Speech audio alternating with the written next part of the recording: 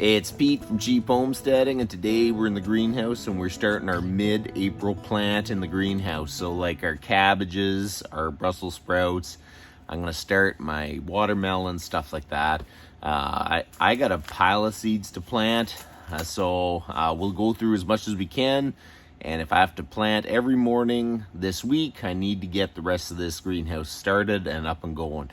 When you work full-time, you kind of have to do what you got to do, and that's what we're doing this morning. We're going to start planting our mid-April plant of seeds. So let's go.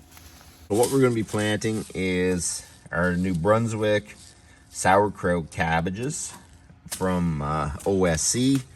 We have rosemary, cauliflower, cabbages, purple cabbage that is, some flowers, cilantro, some cosmo, cantaloupe, and this is spaghetti squash. That was from last year. And cantaloupe, some more sugar baby watermelon, and some Brussels sprouts. So that's what we're going to be planting today. So the cabbages, we're going to start in the large seed cells. And in here I have mainly Pro Mix, and I had a little bit of dirt in the bottom and I mixed it together, and then next thing you know I have weed seeds everywhere. So I didn't get this in the Pro Mix, but it's absolutely driving me nuts because I'm having little weed seeds coming up in my seed starts. So next year I'm going to be a lot more careful with that for sure. So we're going to start filling up the seed pods.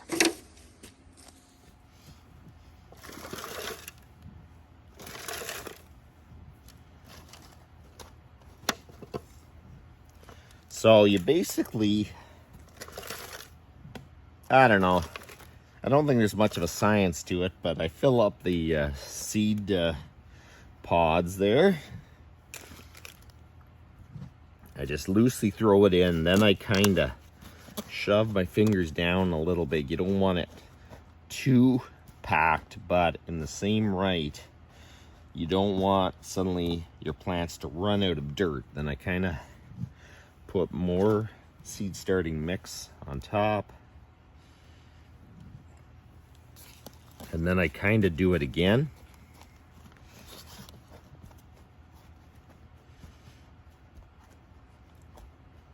Until it has a little bit of,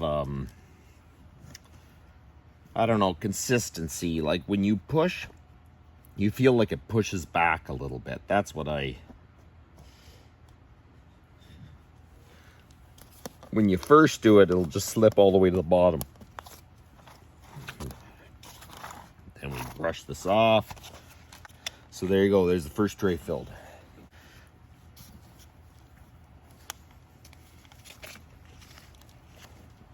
We're going to start off with the Brunswick sauerkraut. Sauerkraut is a huge part of what I grow and what I store away for the winter. So it's one of my really, really important crops.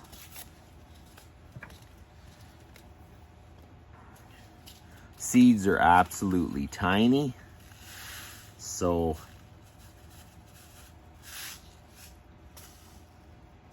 they are hard to plant. So what I'm going to do is use a little cheap seed dropper. It makes it a lot easier. Okay, so what I do is just make a little indentation in all the cells.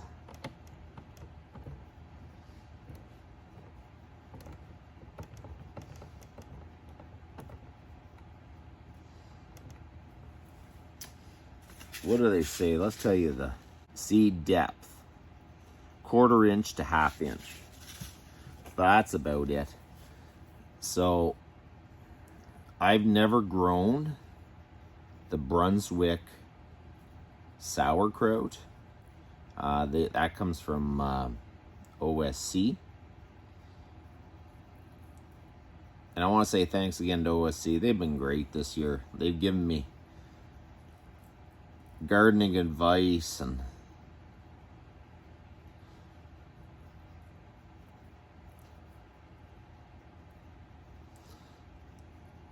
So I'm putting about 3 seeds in each one, because that seems to be what's coming on the end of this little scoop when I throw it in. So we're gonna have to come back and thin them out. Last year was the first time cabbages were grown here for probably years. My dad and my grandfather grew cabbages here. They loved cabbages, and they always seemed to grow very well here. But I don't know, I didn't have a great inclination to grow cabbages, because when I was younger we ate cabbage like crazy, so I kind of got tired of it. So when I was looking for things to grow here, I did know that cabbages grew very well in this soil, because my grandfather and my dad grew them. So I thought I should really be growing that. So last year I grew them, and then I made sauerkraut, and I've been eating sauerkraut all through the winter, and I actually like it a lot. It's good. I don't know if I'm eating the way you should. I have it in a little container. Sometimes I throw it on the top of salads for, it's almost like salad dressing almost in some way. But that's what I've been doing.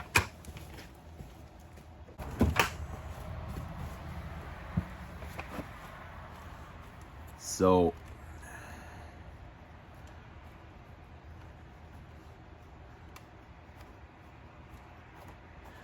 that's what I've been doing. So we've been eating sauerkraut, and in the summer the cabbages tasted good. So I'm assuming the sauerkraut cabbage will taste good to eat some in the summer. So it's really good to know what kind of grows good in your soil for sure.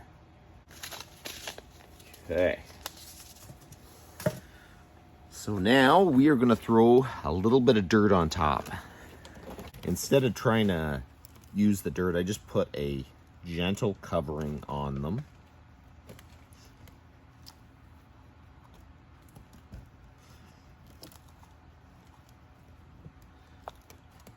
So now you got to label them. Man, I'm running out of table space. I'm definitely going to have to try to figure out some table space, but for now I'm going to set them on some of the grow bags. So now I think we're going to do the Brussels sprouts. We're going to do 1 full tray. I've never had great luck with Brussels sprouts. I don't know what it is. It's just, it hasn't worked out for me, and a lot of it is because it doesn't have enough water.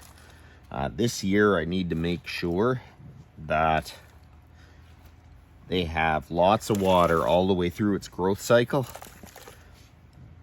because I find any of these, like cauliflowers and broccolis and all that kind of stuff, needs tons of water through its whole growth cycle, or they get stressed and then you actually don't get a harvest from them.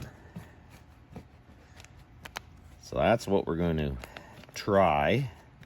Hey, so this time we're going to plant the Long Island Brussels sprouts. Just doing the same thing, a light tap with the finger. When these come up, I'm going to have to go and pretty quickly thin them out. I keep telling myself that because that's what I got to do. Life gets away from you, but the problem is if they get too far ahead, they're taking nutrients away from the other plants, and the next thing you know, all your plants in that little cell aren't doing very well. So I kind of don't want to have too many, and it is kind of hard. If you look, it's hard to get only 1 seed on there, and I don't know if you wouldn't want to have only 1 seed, because if you don't have 100% germination rate, then you have an empty cell. And I don't know, empty cells kind of annoy me. I like seeing the whole tray full of sprouted plants. It kind of gives you a sense of accomplishment or something, you know? So there you go. That is the end of the Brussels sprouts.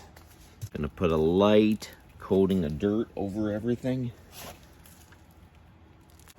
So we got our Brussels sprouts, our cabbage, our red cabbage all planted and started. It's the middle of April, not quite the middle of April, so that's kind of good. They are planted and they're ready to go. Tomorrow, I'm running out of time, so tomorrow I'm going to get out here and we're going to plant like the cantaloupes, the watermelons, the, what else? What do we have here? Now there's going to be cilantro and kind of stuff like that. We're going to start, make sure it's up and going. So that's how I start cabbages and Brussels sprouts and all that kind of stuff. So that's about enough for today. You guys have a good one.